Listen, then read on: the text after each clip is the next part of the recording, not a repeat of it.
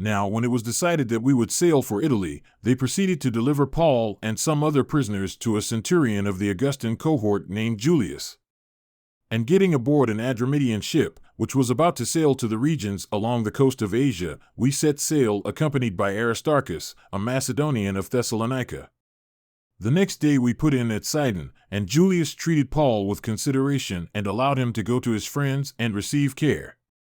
And from there, we set sail and sailed under the shelter of Cyprus because the winds were against us. And when we had sailed through the sea along the coast of Cilicia and Pamphylia, we landed at Myra in Lycia. There, the centurion found an Alexandrian ship sailing for Italy, and he put us aboard it. And when we had sailed slowly for a good many days, and with difficulty had arrived off Cnidus, since the wind did not permit us to go farther, we sailed under the shelter of Crete, off Samone, and with difficulty we sailed past it and came to a place called Fair Havens, near which was the city of Lasea.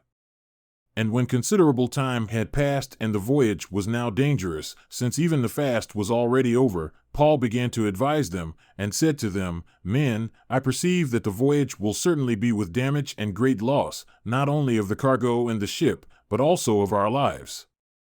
But the centurion was being more persuaded by the pilot and the captain of the ship than by what was being said by Paul. And because the harbor was not suitable for wintering, the majority reached a decision to set sail from there, if somehow they could arrive at Phoenix, a harbor of Crete facing southwest and northwest, to spend the winter there. And when a moderate south wind came up, thinking that they had attained their purpose, they weighed anchor and began sailing along the shore of Crete. But before very long, there rushed down from the land a violent wind, called Eurykilo, and when the ship was caught in it and could not face the wind, we gave way to it and let ourselves be carried along.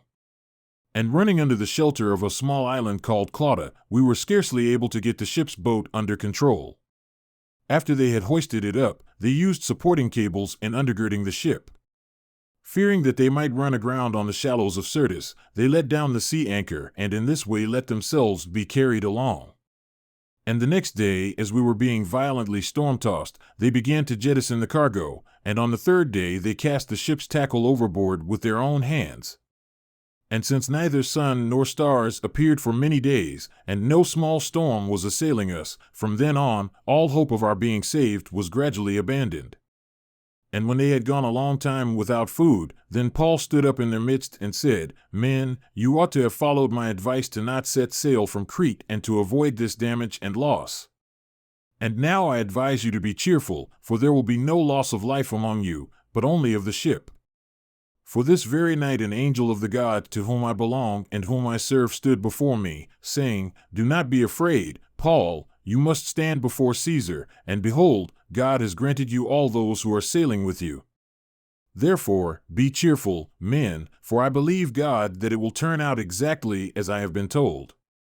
But we must run aground on some island. But when the 14th night came, as we were being carried about in the Adriatic Sea, about midnight the sailors began to suspect that some land was approaching them. And when they took soundings, they found it to be 20 fathoms, and a little farther on, they took another sounding and found it to be 15 fathoms. And fearing that we might run aground somewhere on the rocks, they cast 4 anchors from the stern and were praying for daybreak. But as the sailors were trying to escape from the ship and had let down the ship's boat into the sea, on the pretense of intending to lay out anchors from the bow, Paul said to the centurion and to the soldiers, Unless these men remain in the ship, you yourselves cannot be saved. Then the soldiers cut away the ropes of the ship's boat and let it fall away. Until the day was about to dawn, Paul was encouraging them all to take some food, saying, Today is the 14th day that you have been constantly watching and going without eating, having taken nothing. Therefore I encourage you to take some food, for this is for your salvation, for not a hair from the head of any of you will perish.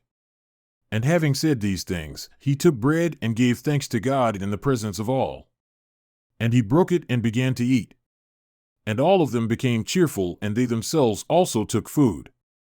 And all of us in the ship were 276 persons. And when they had eaten enough, they began to lighten the ship by throwing out the wheat into the sea. Now when day came, they could not recognize the land, but they were noticing a bay with a beach, and they were resolving to drive the ship onto it if they could. And casting off the anchors, they left them in the sea, while at the same time they were loosening the ropes of the rudders. And hoisting the foresail to the wind, they were heading for the beach. But striking a reef where two seas met, they ran the vessel aground, and the bow stuck fast and remained immovable, but the stern began to be broken up by the force of the waves. Now the soldiers' plan was to kill the prisoners, so that none of them would swim away and escape, but the centurion, wanting to bring Paul safely through, kept them from their intention, and ordered that those who could swim should jump overboard first and get to land, and the rest should follow, some on planks, and others on various things from the ship. And so it happened that they all were brought safely to land.